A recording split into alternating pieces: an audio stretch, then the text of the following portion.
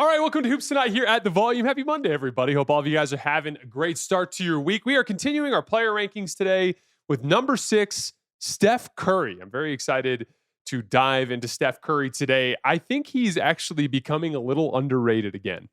It's kind of a weird thing that has followed Steph Curry around in his career as weird things happened, like he didn't receive any finals MVP votes in 2015, or many people thought Kevin Durant was better than him, or people thought that he was going to fail right after Kevin Durant left the team. And for whatever reason, it took the 2022 championship for people to properly respect Steph Curry. But in his old age, similar to what we were talking about with LeBron, I think Steph's entering into a phase where he's being underrated by many folks who follow the NBA right now. So I'm excited to talk about Steph at number 6 in today's list. You guys know the drill. Before we get started, subscribe to the Hoops Tonight YouTube channel so you don't miss any more of our videos. Follow me on Twitter, _JasonLT, so you guys don't miss show announcements. Don't forget about our podcast feed, wherever you get your podcasts under Hoops Tonight. It's also super helpful if you leave a rating and a review on that front. Jackson's doing great work on our social media feeds on Twitter, Instagram, Facebook, and TikTok. Make sure you guys follow us there. And then last but not least, if you guys want to get mailbag questions into our mailbags, drop them under our full episodes in the YouTube comments, right? Mailbag with a colon, and then drop your question in there. It can be about this player rankings list. It can be about literally anything. Drop them in there and we'll get to them on Fridays throughout the remainder of the year. All right, let's talk some basketball. So Steph at number 6 actually ended up being my toughest pick for the superstar tier. There were some other tough ones. Obviously, when we get up into that trio, that's like Shai Gilgeous-Alexander, Giannis, and Luka. That was a really tough one for me. The group we just passed, like that Donovan Mitchell, KD, AD, LeBron, Jalen Brunson, like that group, that was a really tough group for me to rank. But this spot, or more accurately, the 5 spot between Anthony Edwards and Steph Curry, that was the toughest decision I had to make. When I start this list, I always do it like a week or two prior, and then I force myself to sleep on it a bunch of times, and I keep reapproaching it with a fresh mind and with a fresh set of eyes, and I changed it a lot. There were several things that moved around, but this was the one that I moved around just about every time I looked at it. There were several versions of this list where I had Steph at 5 and Ant at 6, but I ended up landing with Ant at 5 and Steph at 6. And it really came down to the totality of the criteria for me. If both players were healthy for a playoff series tomorrow, I would take Steph. It's a small margin, but I would take Steph. I think the OKC series last year for Ant, as well as the Dallas series the year before, both the last 2 Western Conference Finals, I think they exposed Ant as a guy who has some issues with high-level half-court shot creation against the truly elite defenses in this league. And we're obviously going to get into more detail about that on Wednesday. I still think Steph's ability to break defenses just simply by running around and drawing 2 to the ball is still one of the most valuable pieces of advantage creation in the entire NBA. In fact, I think Steph right now, going into this next season, is still the 3rd best offensive engine in the entire NBA behind Nikola Jokic and Luka Doncic. Ant has closed the gap in a lot of ways. As much as he struggled against Oklahoma City, which was obviously one of the great defenses in modern NBA history, he was pretty good against Golden State. And they weren't as good as OKC defensively, but that was a very good Warriors defense. They were the number 1 defense in the league after the All-Star break. And Ant, you guys remember, especially games 3 and 4, when you desperately needed one game to extend that series so that Steph could potentially come back. Ant was the guy driving the nail in the coffin. And the second piece of it,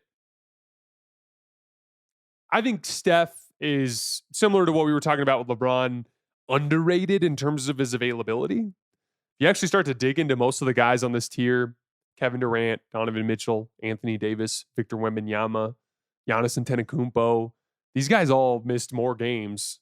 Luka Doncic, like these guys all missed more games than Steph Curry did over the last couple of years. So like, I think similar to what we were talking about with LeBron, I think these guys are actually underrated in terms of their availability. But Ant, to put it very simply, Ant is the safest bet in the entire NBA this year to actually make it through an entire regular season and playoff run.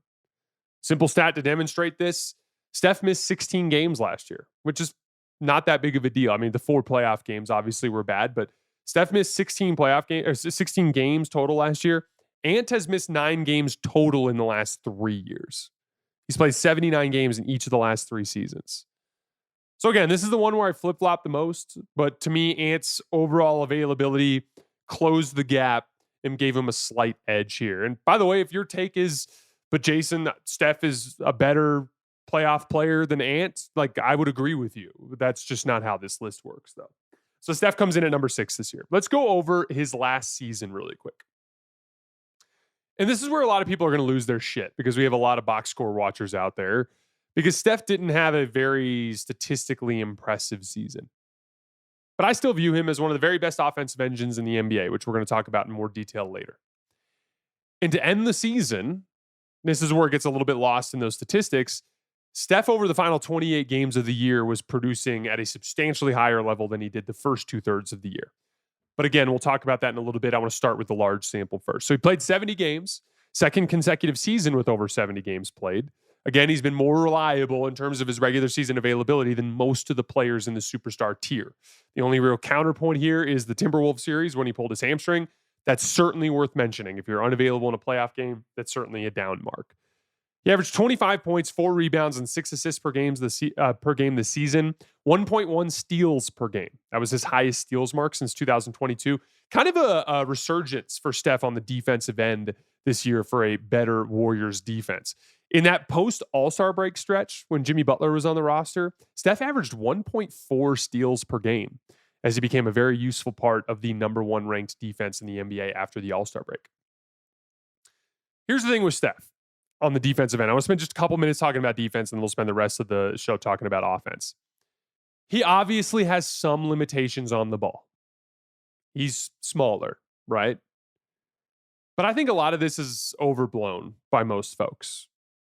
When you actually look at all-star guards, shot-creating guards, like skill guards in the NBA, almost all of them get targeted. There are a handful of exceptions. Like you're not going to try to attack Ant one-on-one, right? And he's technically a skill guard who's initiating offense. But most of the all-star guards in the NBA are also smaller, are also guys that have a lot of offensive workload and don't devote all their energy to the defensive end of the floor. That's kind of inherent to that position group. And I actually think Steph does better than most all-star guards as an on-ball defender when you try to attack him on an island. He's surprisingly strong. He's surprisingly big. He's like 6'3". He moves his feet very well laterally, and he's a super smart defender that knows how to anticipate what direction you're going. He knows how to funnel as part of their defensive scheme. I think Steph's a good on-ball defender for his position group. He's obviously not going to be the same level of impact as the bigger, better athletes in the league. But again, compared to skill guards, I think he does really well. Where I think Steph has actually managed to become a quality defender for his position group is as an off-ball defender. He's very good at reading plays as they develop, getting out in front of them and breaking them up with his hands. Most of his steals come from playing passing lanes or from tagging rollers. We covered this in film sessions last year, but he's really good at like kind of sitting behind the roller and making him look like he's open and then shooting the gap at the last second and poking the ball away, which is igniting fast breaks going the other way. So again, like all skill guards in the NBA come with certain limitations, but I think Steph does better there than most guys do. His percentages last year, 45% from the field, 40% from 3, and 93% from the line. That came down to 57% in effective field goal percentage and 62% in true shooting. Now let's talk about his late season surge. I preached for 2 years that the Warriors desperately needed an upgrade in terms of their star talent, right? I have complimented the Warriors front office for the work they've done on the back end of their roster. I think them being able to like reasonably find 15 dudes who could play last year, 14, 15 dudes who could play, I think is a testament to the two things. One, the way that Steph can invert spacing and make shooting less important. But two, which we'll talk about more in a minute. But the second piece of it is the Warriors front office has tracked down a lot of these like veteran minimum two-way, like end of the roster type of guys who are like pretty high basketball IQ, pretty athletic and quick laterally, who all can like step in and play rotation minutes. So to their credit, the front office has been good. I mean, the Kuminga situation, I blame on Joe Lacob. I don't think that's a front office issue. I think that's a Joe Lacob issue. And really them mismanaging that is why they haven't had the star talent. But there's been a gaping hole in terms of like that high-level offensive player that can play alongside Steph. Ever since Kevin Durant left and Klay Thompson was able to carry that load, and Jordan Poole was able to carry that load in that championship run in 2022, Andrew Wiggins as well. But as Wiggins declined, as Jordan Poole declined and was traded, and as Klay Thompson declined, them mismanaging the Kuminga situation made it so that they weren't able to replace that specific role. But in that, as a result of that, for the majority of last season and the previous season, I don't think Steph had a great deal of belief in what they were doing. We talk about this all the time, but like as a competitor, it's very important to believe in your ability to achieve the ultimate goal. There's a lot of blood, sweat, and tears that goes into reaching that peak of basketball performance. And like, it's hard to put yourself through that if you don't think there's going to be a payoff at the end. The Warriors roster before the Jimmy trade had no shot. But they bring in Jimmy. All of a sudden, both Steph and Draymond had like lit a fire underneath them. It moved them firmly into that group of second-tier contenders that had a legitimate puncher's chance to win the title, and both of them locked in. Draymond was amazing down the stretch as he anchored the number one defense in the league in that span, and then Steph went up a level. Again, to start the year before Jimmy Butler joined the team, Steph averaged just 22.7 points per game on 59% true shooting. Over those final 28 games after Jimmy joined the team, Steph's production skyrocketed to 27.3 points per game on 66% true shooting. 66%. The Warriors went 22-6 over those 28 games with Steph on the floor, and they beat the 2 seed in the Western Conference first round on the road. Now, that insane workload ended up wearing Steph down, and he ended up breaking down in that Timberwolves series. But during that stretch, Steph was able to reach a level that matched the top tier superstars in the league. Again, that's the criteria for this tier of players. From that group from 5 all the way down to 14, whether it's Ant and Wemby for youthful inconsistency, or it's Kawhi and Joel Embiid age-related, or LeBron, Steph, KD age-related, Jalen Brunson, a little bit of shot variance and his lack of size and ability to impact the game defensively, whatever it is, that group, all of them have inconsistency, but they have to, in order to be in that tier for me, they have to be able to reach that top tier level for stretches.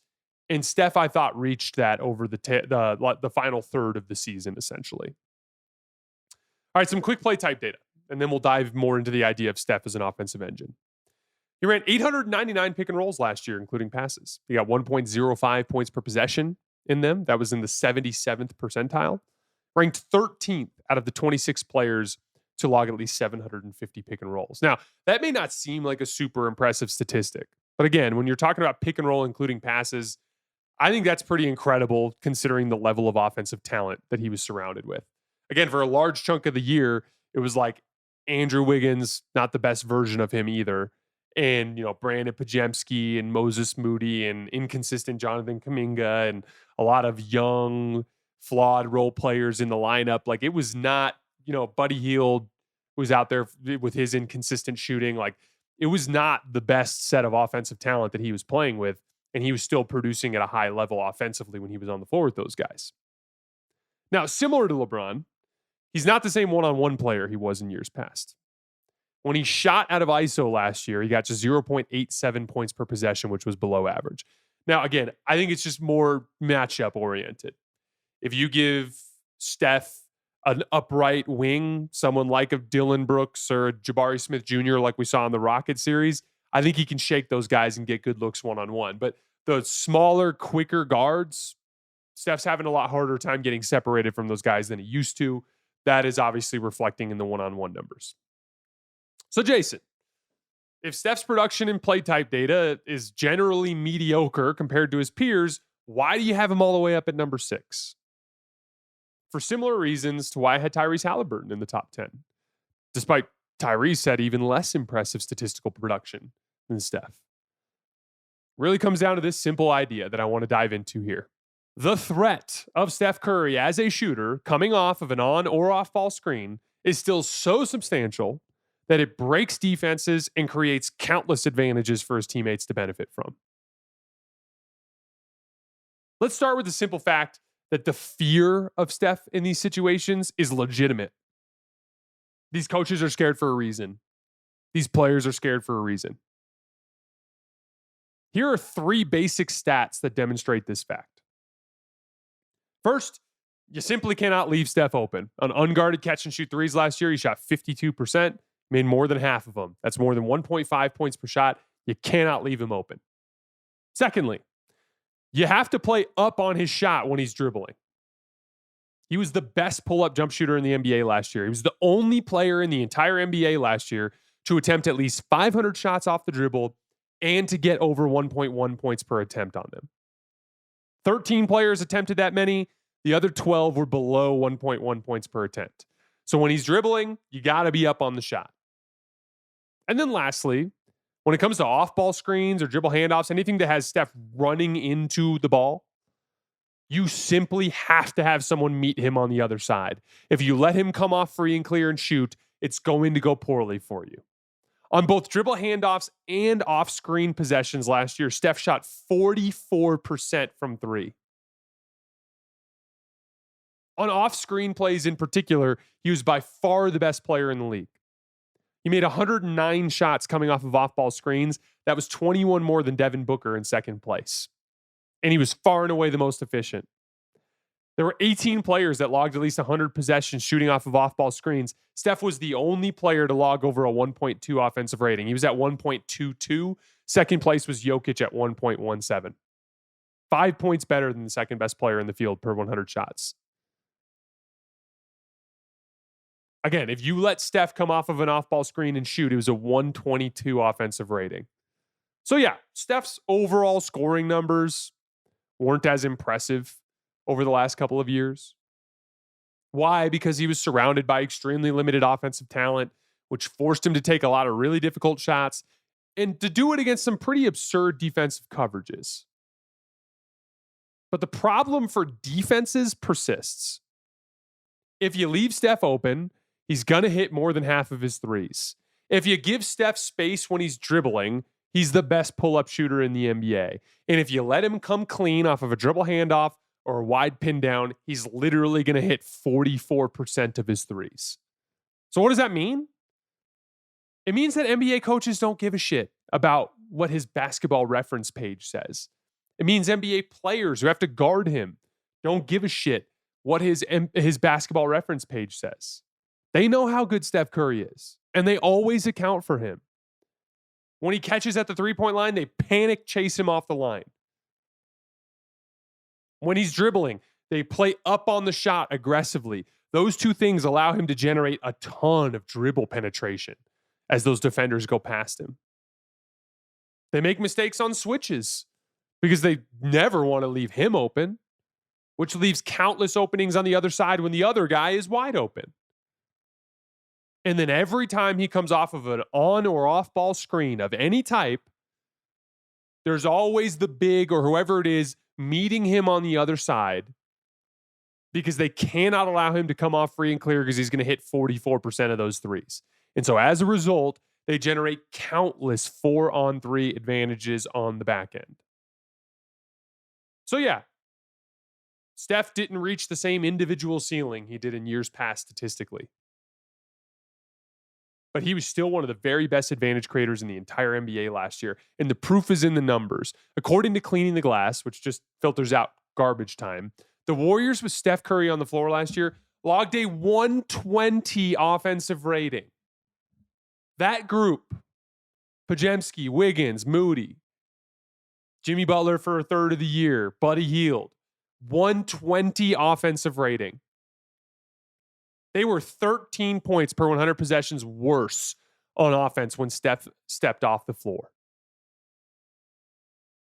So to put it very simply, just the threat of Steph's shooting, even when he's not producing at a super high level individually, is enough to make a mediocre group of offensive players an elite offense in the NBA. Again, just for perspective, the Cavs had the number one offense in the NBA last year at a 121 offensive rating. Steph on the floor, according to Cleaning the Glass, 120. By the way, we talked about this in the intro, but the failure to understand this very simple concept is what led to Steph being so underrated for most of his prime. You want to know why Steph didn't win finals MVP or even receive a single vote in 2015? You want to know why everyone thought KD was better than him when they were together? You want to know why Damian Lillard and so many others thought the Warriors were just going to fall apart after KD left? You want to know why it took the 2022 title for people to properly respect Steph? And you want to know why so many people are going to hate this ranking and view him as less than what he is to this day? It was this concept.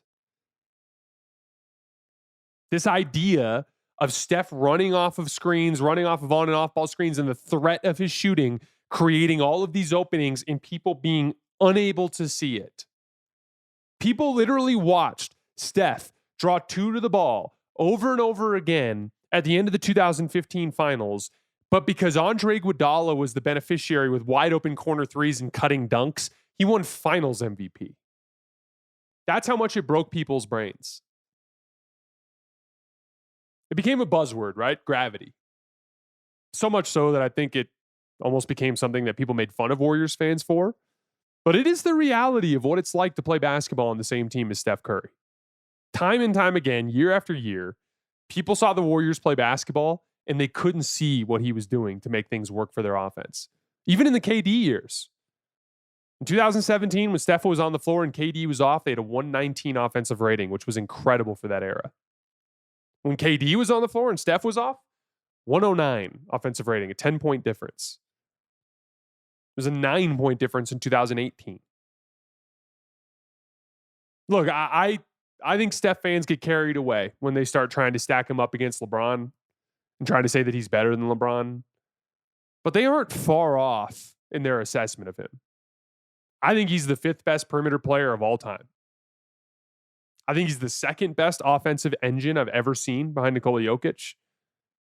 And frankly, I just don't understand why so many people have struggled to see it over the years.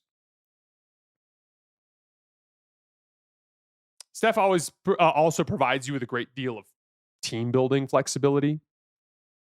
Without Steph on the floor this year, I should say, if you take Steph's threes out of the equation, the Warriors shot 953 for 2,691 from three. That was 35%. Which is already not very good under any circumstances before you factor in that most of those threes were essentially conceded by the defense as they overplayed Steph and tried to force guys like Draymond and Brandon Podziemski to shoot and knock down threes, right?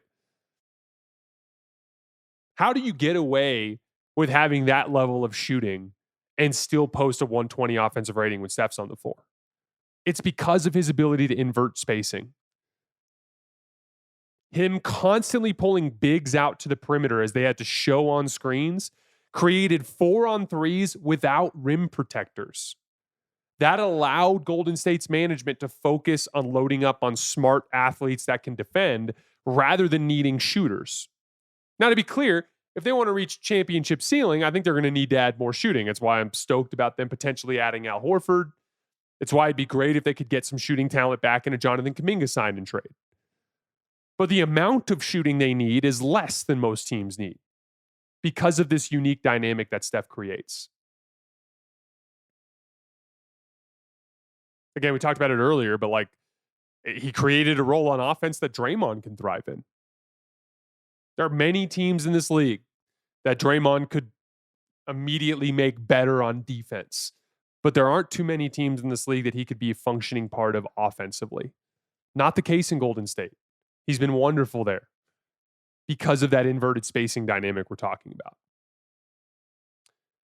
Now, one last caveat with Steph before we kind of get into closing things up today.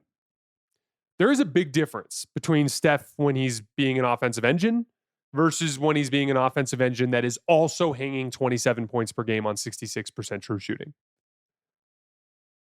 The Warriors' offense last year, even just looking from before Jimmy joined the team to after Jimmy joined the team when Steph went up a level, the Warriors' offense was 4 points better per 100 possessions in that stretch after February 8th than it was the entire season before that. So as we look at next season, one of the biggest swing factors for Steph and the Warriors in terms of the level of success they will reach and how much of a chance they have to compete for the title, it's going to come down to what version of Steph are we getting? Are we getting 22 point per game, 59% true shooting Steph, or are we getting 27 point per game, 65% true shooting Steph? That's going to be a big swing factor. The threat of Steph shooting is enough to make any offense good. But it will take the threat of Steph shooting and him managing to hit high volume and efficiency numbers as an individual for them to hoist the trophy this year, if that's their ultimate goal. Just something to keep an eye on. I just view Steph as a player that is far more valuable than his box score production would lead you to believe. Just the sheer threat of his shooting ability turned an incredibly limited offensive roster last year into a 120 offensive rating unit when he was on the floor, according to Cleaning the Glass. He's still one of the very best offensive engines in the entire NBA. Like I mentioned earlier, I'd rank him third behind Nikola Jokic and Luka Doncic. And he demonstrated last year down the stretch that he can still hit that superstar volume and efficiency as a scorer. You combine that with him being one of the better defenders among skill guards in the league, an incredibly stable leadership presence. I think he's one of the best leaders in the NBA. He's more experienced than many of the players in this tier. I have Steph holding down the number 6 spot in this year's player rankings. All right, guys, that's all I have for today. As always, I sincerely appreciate you guys for supporting us and supporting the show. We will be back on Wednesday with a deep dive into Anthony Edwards. I will see you guys then.